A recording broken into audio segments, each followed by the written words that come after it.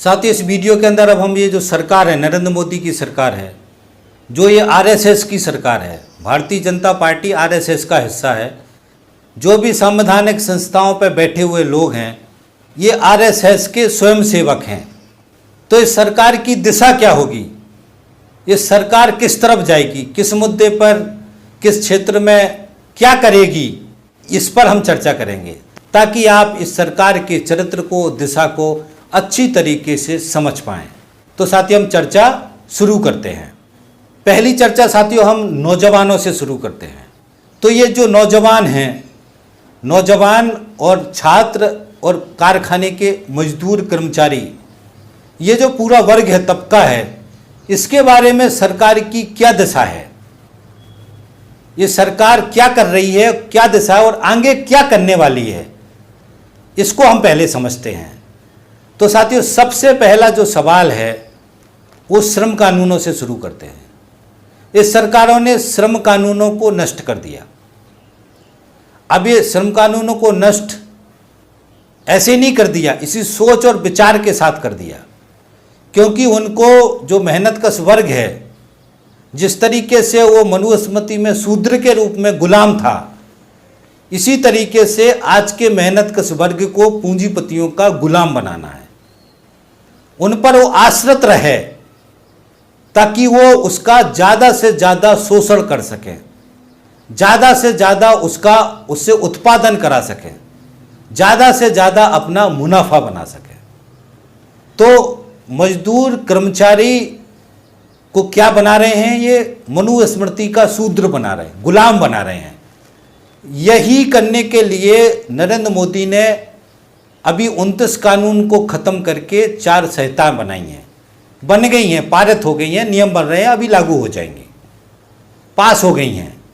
और उन सारे कानूनों के माध्यम से उसके अंदर मुख्य रूप से यही किया है, जो नौकरी की सुरक्षा थी उसको ख़त्म किया।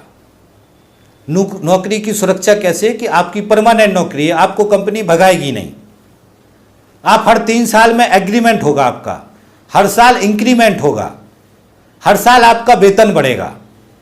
ये जो अधिकार थे, इन अधिकारों को अप्रत्यक्ष रूप से नष्ट कर दिया। अब क्या कर दिया, फिक्स टर्म ला दिया, स्थायी करने की जरूरत खत्म हो गई और स्थायी करना कारखानों में बंद हो गया। अभी मुश्किल से 5% लोग ही कारखानों में स्थायी बचे हैं। जैसे ही 5% लोगों का रिटायरमेंट हो जाएगा तो ये शून्य हो जाएगा। परमानेंट नौकरी खत्म कर दी गई है। तो उसका जो एग्रीमेंट करने का अधिकार था, यूनियन बनाने का अधिकार था, ये तो स्वतः खत्म हो जाएगा।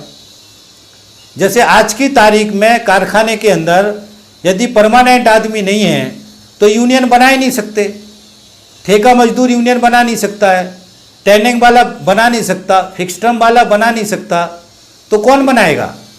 स्टाफ वाले यूनियन बना नहीं सकते, मैनेजर बना नहीं सकते। इसका मतलब आपका ट्रेड यूनियन का राइट से वो खत्म हो जाएगा, जो आपका एग्रीमेंट का अधिकार है वो स्वतः ही खत्म हो जाएगा।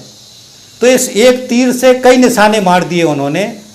ये पूरी तरीके से जो नौजवान युवा है, जो मजदूर है, जो कर्मचारी है, जो कारखानों में नौकरी कर रहा है, उसको पूरी तरीके से मालिक का गुलाम बना दिया है, दिमागी रूप से और आर्थिक रूप से।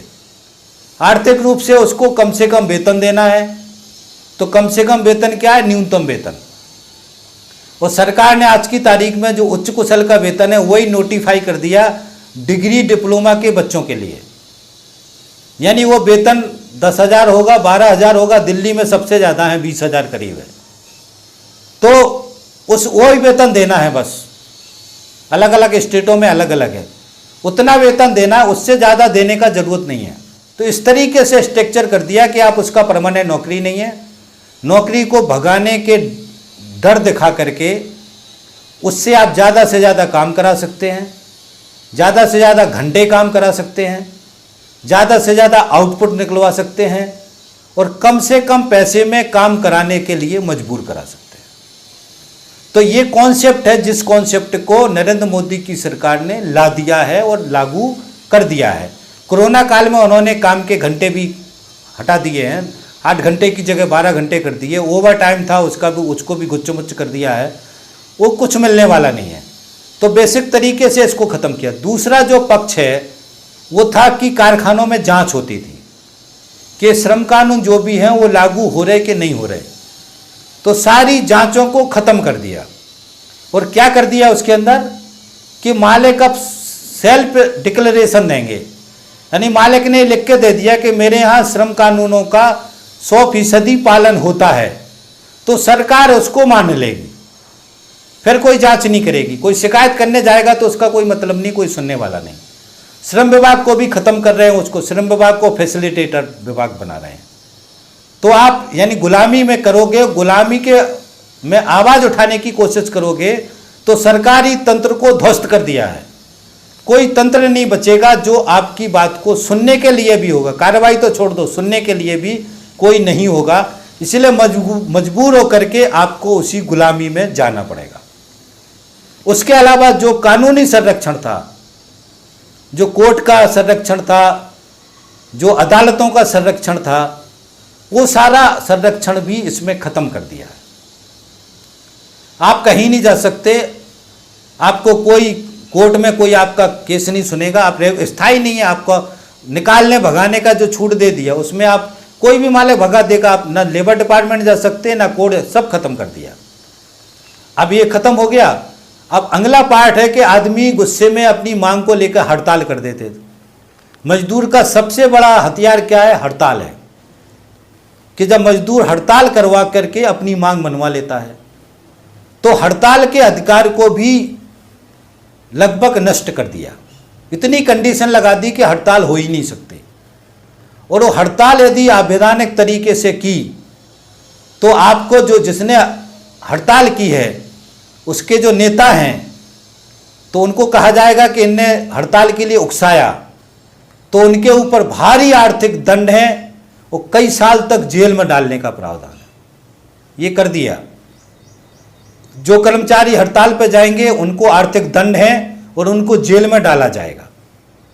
यानी इस गुलाम को यदि गुलाम ही कर रहा है, गुलामी में भी उछल कूद करने की कोशिश करेगा तो इस राज सत्ता से भी उसको लट्ठे भी पड़ेंगे, उसका पैसा भी छीना जाएगा और उसको जेल में भी डाला जाएगा।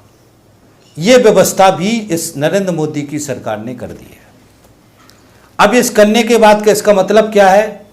मनुस्मृति को लागू किया। मनुस्मृति को कैसे लागू किया? मनुस्मृति में जो ब्राह्मण क्षत्रिय वैश्य की जगह पूंजीवादी व्यवस्था में कौन आ गए? पूंजीपति आ गए। शूद्र की जगह कौन आ गए? मजदूर आ गए। मजदूर, कर्मचारी, अधिकारी, ये सब कर्मचारी हैं। तो अब ये मजदूर मेहनतकश वर्ग जो कारखानों में काम कर रहा है, इसको पूंजीपति वर्ग का गुलाम बनाना है। तो ये बना दिया ना गुलाम, ये सब कानून नष्ट करके गुलाम बना दिया। अब दूसरा ये है कि वो विरोध ना करे, विद्रोह ना करे, तो उसके लिए पूरी व्यवस्था कर दी, उसको भूखा कर दिया। वो जिंदा नहीं रह पाएगा, जीवन जीने के संसाधन नहीं जुटा पाएगा, उसके बच्चे भूखे रहेंगे। तो इस कारण से वो दिमागी रूप से गुलाम रहेगा। मगर उसने यदि विद्रोह किया तो उसको आर्थिक दंड भी होगा, पुलिस के लट्ठे भी पड़ेंगे और जेल में भी जाना पड़ेगा। तो इस तरीके से उसको विद्रोह जो आएगा, विद्रोह को डर से, ताकत से दबा देना है। अब तीसरा, उसके अंदर धर्म के नाम से ये विचार डाले जा रहे हैं कि आपको भगवान ने ये दिया है, कला दिया है, कौशल दिया है, तो आपको श्रद्धा से, जो आरएसएस समझाता है, अधिकार की बात नहीं करना है, अधिकार की बात नहीं करना है, कर्तव्यों की बात करना है। ये आपका कर्तव्य है। शूद्रों का कर्तव्य है तीनों वर्णों की सेवा करना।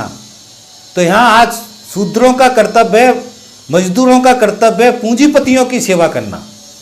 और पूंजीपति अपने हिसाब से आपको देंगे।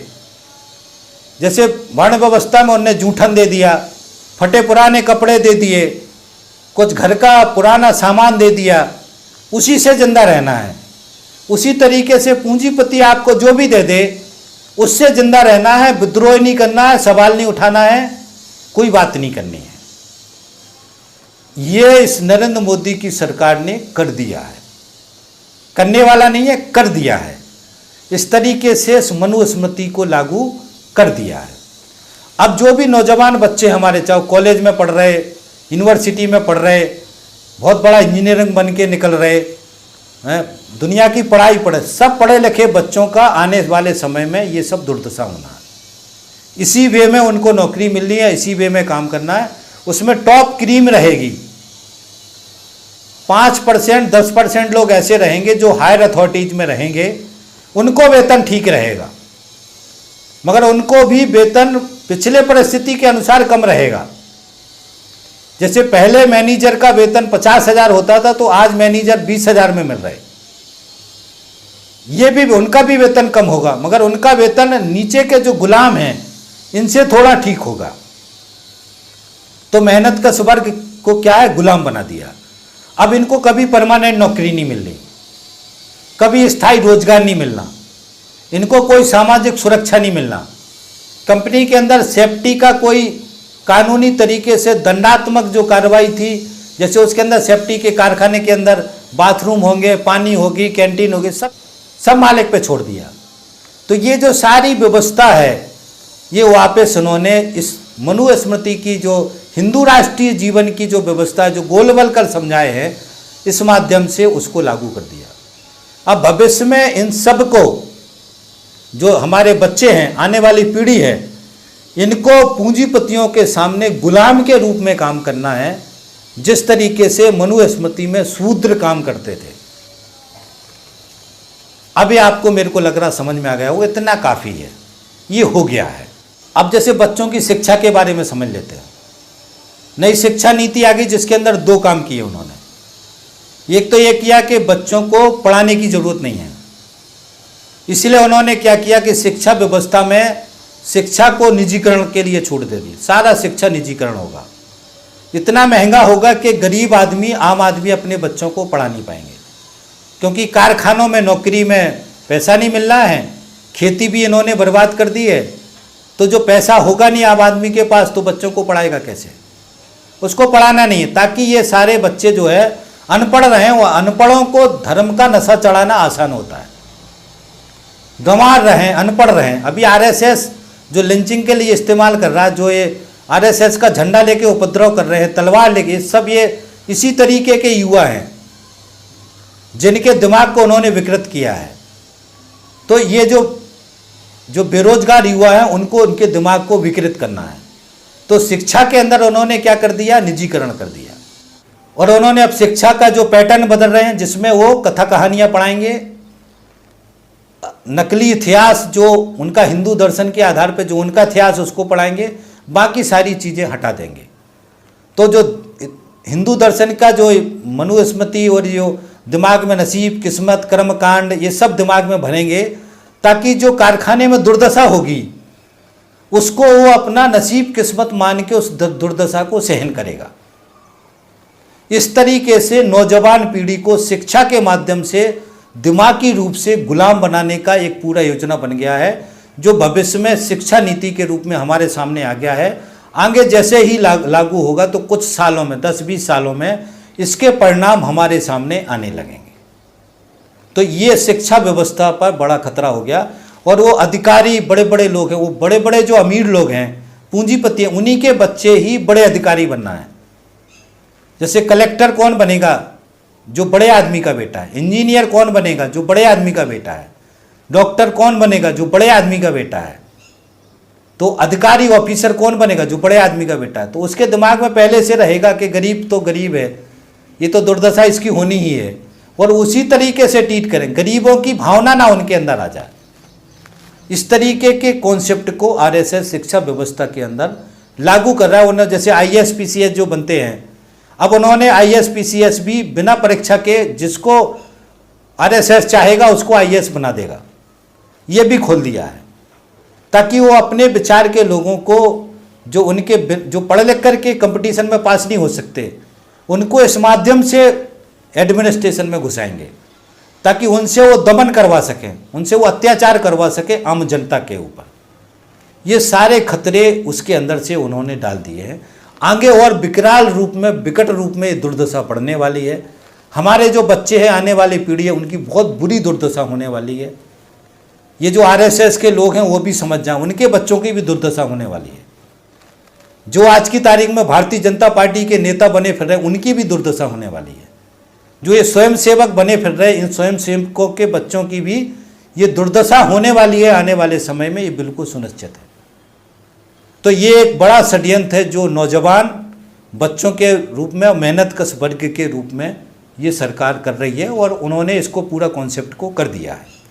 इतना काफ़ी है, मुझे उम्मीद है कि इस कॉन्सेप्ट को आप पकड़ लिए होंगे। अब दूसरा आ जाते खेती।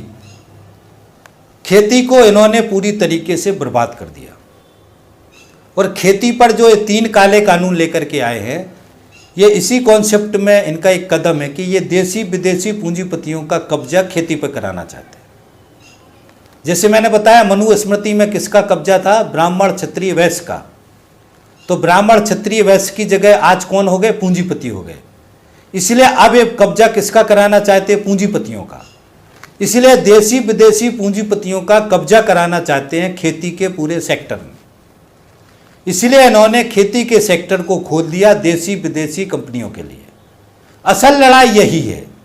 अब देसी विदेशी कंपनी खेती के सेक्टर में भी भारी मुनाफा कमाना चाहते हैं, उस खेती को धीरे धीरे करके अपने कब्जे में लेना चाहते हैं, ताकि ये जो खेती में लगे जो किसान हैं, ये किसान और इनके बच्चे, इनकी युवा पीढ़ी वहाँ से बेदखल होकर के, बेरोजगार होकर के शहरों की तरफ पलायन करें, और शहरों में मजदूर के रूप में कारखानों में काम करें, या मजदूर के रूप में इनके घरों में काम करें, इनके संस्थानों में काम करें। तो इनको सस्ता मैन पावर चाहिए, उसके लिए बेरोजगारी चाहिए। जितनी ज़्यादा बेरोजगारी होगी उतना सस्ता मैन पावर होगा। तो ये खेती से बड़ी संख्या में लोगों को, किसानों को खेती से हटाना चाहते हैं, और इनको शहरों की तरफ धकेलना चाहते हैं बेरोजगार के रूप में, ताकि ये पूंजीपतियों के यहाँ सस्ते मैन पावर के रूप में काम करें। ये अमेरिका में हो चुका है, यूरोप के बहुत सारे देशों में हो चुका है। अमेरिका में आज केवल 2% लोग हैं जो खेती कर रहे हैं, केवल 2%। हमारे देश का बहुमत आबादी, बहुमत जनता आज खेती पर निर्भर है। और अमेरिका में ये नीतियां कई साल पहले आईं, और इस नीतियों का परिणाम है कि खेती पूरी तरीके से जो छोटा किसान था उसके हाथ से निकल गई, बड़ी बड़ी पूंजीपतियों के कब्जे में खेती चली गई। और वो वहाँ के जो पूंजीपति हैं वो 1000 एकड़, 2000 एकड़, 10,000 एकड़, 20,000 एकड़, ऐसे बड़े बड़े फार्म हाउस हैं उनके, इतने बड़े बड़े पूंजीपति हैं। और जो किसान थे वो सब किसान खत्म हो गए, सारे किसान मजदूर बनकर के शहरों में काम कर रहे हैं। तो 2% लोग बचे जो खेती कर रहे हैं। वो 2% खेती कौन कर रहे हैं? ये पूंजीपति कर रहे हैं। किसानों को नष्ट कर दिया। हमारे यहाँ तो 86% किसान 1 एकड़, 2 एकड़, 3 एकड़ का है। तो ये सारे किसानी को नष्ट करना चाहते हैं, सारी खेती से मजदूर का, आम जनता का पलायन कराना चाहते हैं, जो अमेरिका में हो चुका है। उसी पूरी व्यवस्था को यहाँ लागू कर रहे हैं। और यहाँ दुनिया का झूठ बोल रहे हैं आरएसएस के लोग, दुनिया का झूठ बोल रहे हैं, चाहे वो नरेंद्र मोदी हो, चाहे नरेंद्र सिंह तोमर हो, चाहे और जितने भी लोग हैं, जितने भी उनको शर्म भी नहीं, बिल्कुल बिल्कुल शर्म नहीं, नंगे रूप में झूठ बोल रहे हैं। तो खेती पे वो पूरी तरीके से देसी विदेशी पूंजीपतियों का कब्जा कराना चाहते हैं। इस कॉन्सेप्ट में वो आगे बढ़ गए हैं और इनको गुलाम बनाना चाहते हैं। ये उनके घरों में काम करें, किसान हैं जो, और फैक्ट्रियों में काम करें, सस्ते में काम करें, गुलाम बन के काम करें, इस तरफ इनको धकेलना चाहते हैं। इस दिशा में सरकार, और इसी का संघर्ष चल रहा है किसानों का आंदोलन। किसानों का आंदोलन ही तय करेगा। यदि ये आंदोलन फेल हो गया तो मैं इस वीडियो में बोल देता हूं, आने वाले 50 साल में जो अमेरिका का स्थिति है वही भारत देश का स्थिति होगा। सारी जनता को खेती से बाहर कर देंगे ये, पूरी खेती पर देसी विदेशी पूंजीपतियों का कब्जा होगा, और ये सारी जनता मजदूर के रूप में, गुलाम के रूप में शहरों में मारी मारी फिरेगी। पेट पालना मुश्किल होगा, उनका अपने बच्चों को पालना, जीवन जीना मुश्किल होगा। इसकी मैं गारंटी देता हूं। ये मेरा वीडियो सेव कर लेना। यदि ये आंदोलन सफल हो जाता है और नरेंद्र मोदी की सरकार इस खेती के सेक्टर में पूंजीपतियों को खोलने से पीछे हट जाती है तो हमारा देश बच जाएगा, देश की खेती बच जाएगी, देश के किसान बच जाएंगे, देश का नौजवान पीढ़ी जो खेती में रोजगार करके जीवन जी रहे हैं, सुखी जीवन जी रहे हैं, उनका जीवन बच जाएगा, वो गुलामी से बच जाएंगे।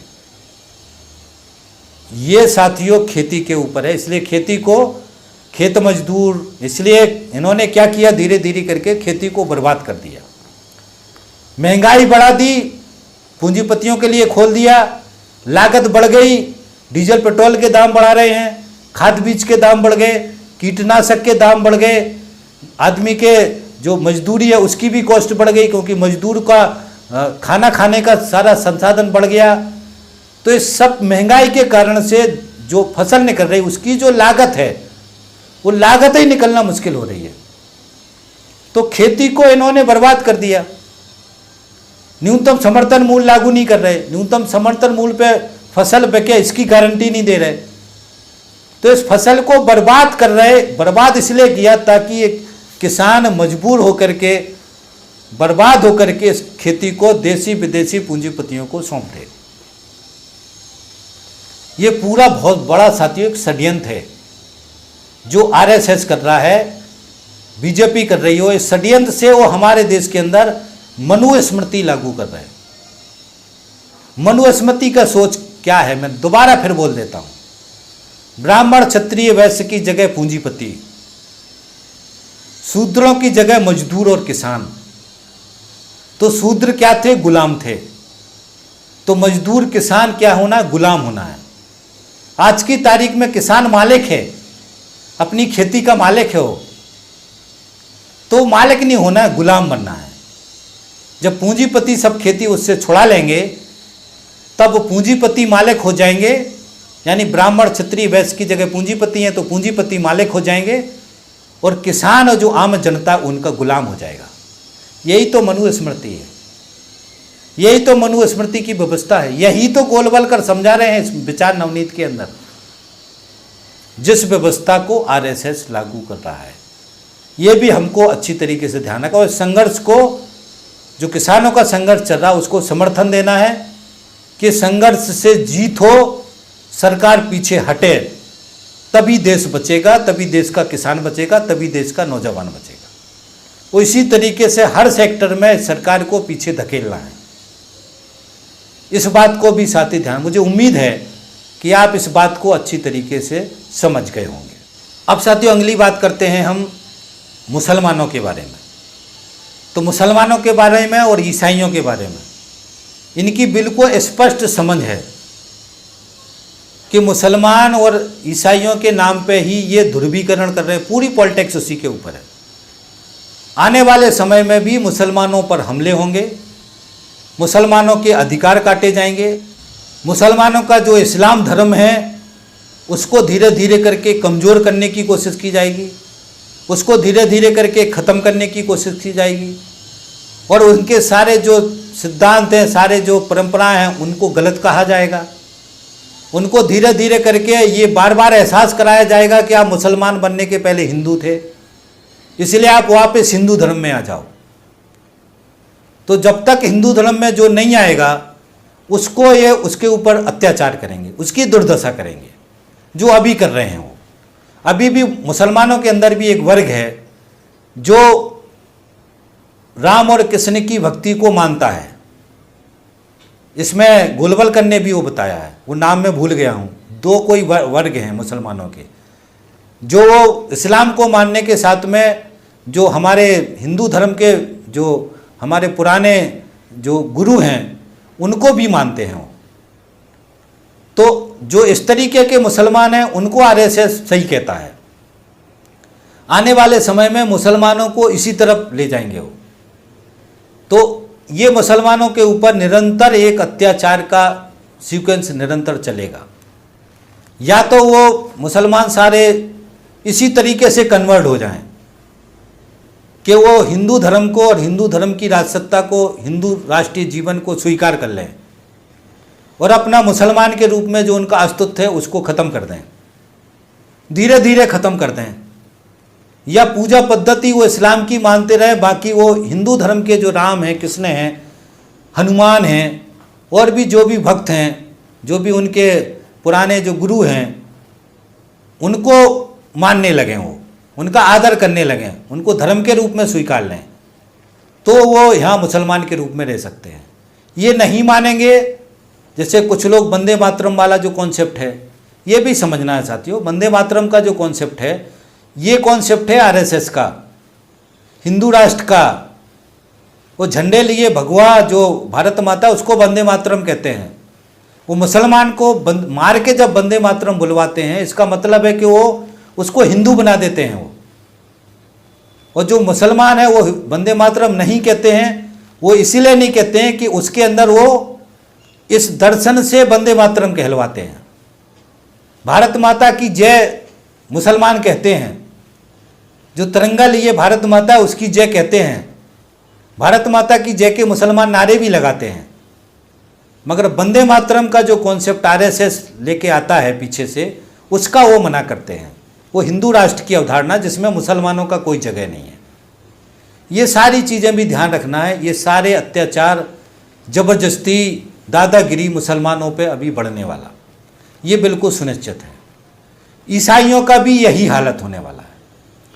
मगर ईसाइयों को अभी आरएसएस ने छोड़ा हुआ है, पता नहीं किस दबाव में छोड़ा हुआ है। ईसाइयों का भी दुर्दशा मुसलमानों जैसा होना है, ये पक्का सुनिश्चित है। इनको ईसाइयों को भी कन्वर्ट होना है, हिंदू दर्शन के साथ, हिंदू राष्ट्रीय जीवन के साथ कन्वर्ट होना है। ये ईसाइयों का हालत भी मुसलमानों जैसा होना है। तीसरा, जो कम्युनिस्ट हैं, कम्युनिस्टों के ऊपर भी खतरनाक हमले होने हैं, जो अभी हो रहे हैं, आने वाले समय में और ज़्यादा होने हैं।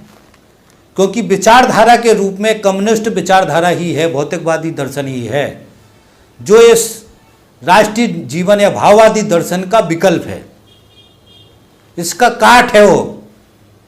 और वही इसकी विचारधारा को तथ्यात्मक रूप से, जैसे चारवाक ने बहुत ही अच्छी तरीके से वेदों की परंपरा को, इस पूरी विचारधारा को गलत कहा, भौतिकवादी दर्शन, चारवाक भारतीय दर्शन के अंदर। उसी तरीके से मार्क्स ने भी भौतिकवादी दर्शन के अंदर इस पूरे विचार को अच्छी तरीके से समझाया। इसलिए आरएसएस का वैचारिक रूप से जो दुश्मन है वो भौतिकवादी दर्शन है। भौतिकवादी दर्शन को कौन मानते? कम्युनिस्ट मानते हैं, कम्युनिज्म का सिद्धांत मानता है। इसके नाते आरएसएस का कट्टर दुश्मन कम्युनिस्ट हैं, हमारे देश के कम्युनिस्ट हैं। और वही इसलिए कम्युनिस्टों को सबसे ज़्यादा खतरा मानता आरएसएस। इस नाते आरएसएस जो है कम्युनिस्टों पे हमला कर रहा है। दूसरा, वो चीन का नाम लेते हैं, चीन का दलाल कहते हैं, मार्क्स के नाम पे इसको विदेशी विचारधारा कहते हैं। ये सारे षड्यंत्र भी इसी के साथ हैं। मगर ये षड्यंत्र हैं, असल लक्ष्य है, क्योंकि भौतिकवादी दर्शन भारतीय दर्शन में भी है, इसकी बात सावरकर नहीं किए। मगर एक जगह ये जरूर कहे कि जो समाजवादी दर्शन है, भौतिकवादी दर्शन है, मार्क्स का दर्शन है, वो दर्शन चारवाक के जैसा है। ये जरूर कहे कि चारवाक का दर्शन और मार्क्स का दर्शन एक ही है। इस तरीके से एक जगह समझाए हैं। इसलिए साथियों, ये कम्युनिस्ट विचारधारा, कम्युनिज्म का सिद्धांत, हमारे देश के कम्युनिस्ट इस कारण से आरएसएस के दुश्मन हैं। इसलिए वो दुश्मनों जैसा व्यवहार कर रहा। दूसरा साथियों, समझना है कि राजसत्ता के रूप में जो मार्क्स ने जो दर्शन दिया, उसके अंदर पूंजीवादी सत्ता को, व्यवस्था को खत्म करके राजसत्ता को, मजदूरों की सत्ता को कायम करने का कॉन्सेप्ट समाजवादी व्यवस्था में दिया है। तो ये जो पूंजीवादी व्यवस्था राजसत्ता है, जो आरएसएस की राजसत्ता है, इस राजसत्ता को नष्ट कर सकता है तो समाजवादी व्यवस्था खत्म कर सकता है, इसको मजदूर वर्ग खत्म कर सकता है, मेहनत कश वर्ग खत्म कर सकता है। और मेहनत कश वर्ग को ये रास्ता कौन दिखाता है? ये भौतिकवादी दर्शन दिखाता है, कम्युनिज्म का सिद्धांत दिखाता है, कम्युनिस्ट की आइडियोलॉजी दिखाती है, मार्क्स का दर्शन दिखाता है। इस कारण से ये मेहनत कश वर्ग को ये दर्शन पता नहीं होने देना है, समझने नहीं देना है, ताकि इस राजसत्ता को पलटा ना कर दे, राजसत्ता को पलट ना दे। इस कारण से, इस विचार के कारण से ही पूंजीपतियों का दुश्मन कम्युनिज्म का सिद्धांत है, मार्क्स की थ्योरी है, समाजवादी व्यवस्था है, कम्युनिस्ट हैं। ये लोग किसका दुश्मन है? पूंजीपतियों का भी दुश्मन है। और पूंजीपति किनका है? आरएसएस का है। इसलिए पूंजीपतियों का दुश्मन कम्युनिस्ट हैं, समाजवादी विचार है, मार्क्स की थ्योरी है। आरएसएस का दुश्मन मार्क्स का थ्योरी है, कम्युनिज्म का सिद्धांत है और कम्युनिस्ट हैं। इस कारण से ये दुश्मनी का भाव है। ये बहुत ही प्रमुख चीज़ें हैं जिनको याद रखना है, और ये वर्गीय तरीके से हमको समझना है। ये कभी एक नहीं हो सकते। कम्युनिस्ट और पूंजीवादी व्यवस्था एक नहीं हो सकती। समाजवादी व्यवस्था और पूंजीवादी व्यवस्था एक नहीं हो सकती। दोनों विरोधी चीज़ें हैं। तो ये इस कारण से कम्युनिस्ट सबसे बड़े दुश्मन आरएसएस के हैं। एक चीज़ और समझना है, कम्युनिस्ट धर्म के रूप में भी सभी धर्मों के दुश्मन हैं। वो इस्लाम का दुश्मन भी कम्युनिस्ट है, ईसाई का भी दुश्मन कम्युनिस्ट है, हिंदू दर्शन का भी दुश्मन कम्युनिस्ट है। किसके रूप में? धर्म के रूप में। जितने भी दुनिया में धर्म है, सबका दुश्मन कम्युनिस्ट है। क्योंकि इस धर्म का जो ये डर है, धर्म का जो ये विचार है, भौतिकवादी दर्शन इस धर्म के विचार को नष्ट करता है, धर्म के विचार को कमजोर करता है। धर्म के विचार का जो ये झूठ का जो डर है, इस डर को खत्म करता है। धर्म के विचार का जो झूठा लालच है, इस लालच के विचार को नष्ट करता है। धर्म के नाम से जो मनुष्य के दिमाग को गुलाम किया हुआ है, धर्म के नाम से जो मनुष्य के मस्तिष्क को कंट्रोल किया हुआ है, चाहे हिंदू धर्म हो, चाहे इस्लाम धर्म हो, चाहे ईसाई धर्म हो, चाहे सिख धर्म हो, चाहे जितने भी धर्म हो, इस सारे धर्म के विचार को भौतिकवादी दर्शन का जो विचार है वो नष्ट कर देता है। उसके दिमाग के अंदर से उसको ख़त्म कर देता है। उस धर्म की जीवन जीने की पद्धति का जिसका वो गुलाम है, उस गुलामी को तोड़ देता, उस गुलामी को नष्ट कर देता है। क्या कर देता? भौतिकवादी दर्शन का विचार, जो मार्क्स की थ्योरी है, जो चारवाक्य दर्शन की थ्योरी है, जो दुनिया के और भी भौतिकवादी दर्शन है, ये भौतिकवादी दर्शन का विचार इन सारी चीज़ों को नष्ट कर देता है। इसलिए हमको ये भी समझना है साथियों कि दुनिया के जितने भी धर्म हैं वो कम्युनिज्म के सिद्धांत को, कम्युनिस्ट के सिद्धांत को, समाजवादी व्यवस्था के दर्शन को अपना दुश्मन स्वतः मानते हैं। इस बात को भी अच्छी तरीके से ध्यान रखना है। अब आगे ये भी समझना है कि दुश्मन दोस्त होते ना, कि हमारे जो दुश्मन हैं वो दुश्मन, जितने भी दुश्मन हैं, दुश्मन एक समय के बाद किसी को मारने के लिए सारे दोस्त बन जाते हैं। इसलिए कम्युनिज्म के सिद्धांत को, मार्क्स की थ्योरी को, चारवाक्य दर्शन को खत्म करने के लिए सारे दुश्मन दोस्त बन गए हैं। यानी इसके रूप में हिंदू धर्म, इस्लाम धर्म, ईसाई धर्म सब दोस्त बन गए हैं, और इनके साथ में पूंजीपति। इसलिए हम ये कहते हैं कि धर्म का और पूंजीपतियों का गठजोड़ है। ये इसलिए गठजोड़ है कि सब मिलके एक पूंजीवादी व्यवस्था है, जिससे मिलके पूरी जनता को लूटते हैं, दिमागी रूप से कंट्रोल करते हैं, उनको दिमागी रूप से गुलाम बनाते हैं, धर्म का नशा चढ़ाते हैं, राजसत्ता से ध्यान भटकाते हैं। ये सारी चीज़ें मैं पीछे समझा चुका हूँ। तो ये पूरा गठजोड़ है। इस सारे गठजोड़ को खत्म करने का ताकत किसके अंदर है?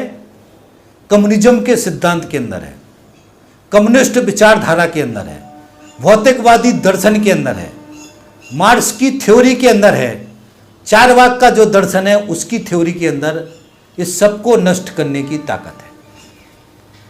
इसलिए दुश्मन भाई हो गए, और सब मिलकर के उन्होंने दुनिया से समाजवादी व्यवस्था को, कम्युनिज्म के सिद्धांत को नष्ट करने का ऐलान कर दिया, घोषणा कर दिया, और सब तरीके से षड्यंत्र कर रहे हैं।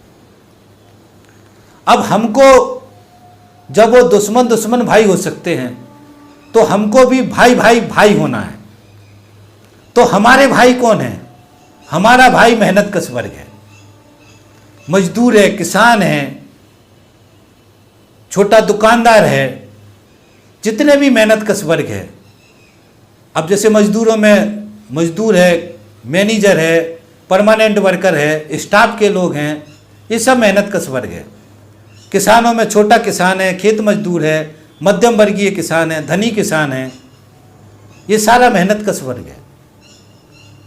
तो सारे धर्म के लोग, चाहे वो हिंदू हो चाहे मुसलमान हो, जो धर्म के नाम से बांट के रखे हैं, ये धर्मों के अंदर जो भी मेहनत करने वाले लोग हैं, चाहे हिंदू हो चाहे मुसलमान हो चाहे सिख हो चाहे ईसाई हो, वो सारे को अपने इसमें किस में शामिल होना है? कम्युनिस्ट पार्टी में शामिल होना है, कम्युनिज्म के सिद्धांत के साथ शामिल होना, भौतिकवादी दर्शन के साथ शामिल होना। तो हमारे जो भाई हैं, जो मेहनत कश वर्ग है, उसको वर्ग के रूप में जोड़ना, वर्ग के रूप में चेतना पैदा करना है, और सबको भाइयों भाइयों को इकट्ठे करके फिर हमको इनके साथ लड़ना है। वो ये सारा विचार हमारे भाइयों की एकता को तोड़ते हैं। धर्म के नाम पे, जाति के नाम पे, क्षेत्र के नाम पे तरह तरह के षड्यंत्र करके ये सारी ताकतें मेहनत कश वर्ग की एकता को तोड़ते हैं।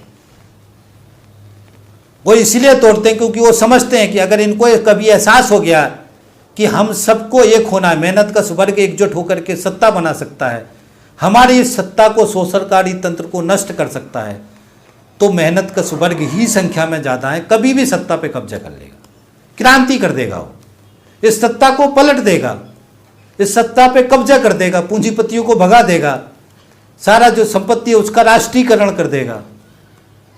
ये डर पूंजीपति के अंदर है, धर्मों के जो ठेकेदार हैं उनके अंदर है, और धर्म का जो गुलामी का राजतंत्र है उससे बाहर हो जाएगा। इसलिए साथियों, ये असल लड़ाई है जिसको हमको अच्छी तरीके से ध्यान रखना है और समझना। इसलिए साथियों, हमारे देश के अंदर वर्तमान समय में जो ये व्यवस्था है, जो सरकार है नरेंद्र मोदी की सरकार, उसका असल दुश्मन कम्युनिज्म का सिद्धांत, कम्युनिस्ट विचारधारा, मजदूर की राजनीति, चारवाक का दर्शन, भौतिकवादी दर्शन, मार्क्स की थ्योरी, ये सब इसके असल दुश्मन हैं, जिसको दुश्मन मान के व्यवहार कर रहा है, वो इसको नष्ट करना चाह रहा है। मुझे उम्मीद है कि ये सारी चीज़ें जो मैंने समझाई, इसको अच्छी तरीके से आप समझ गए होंगे।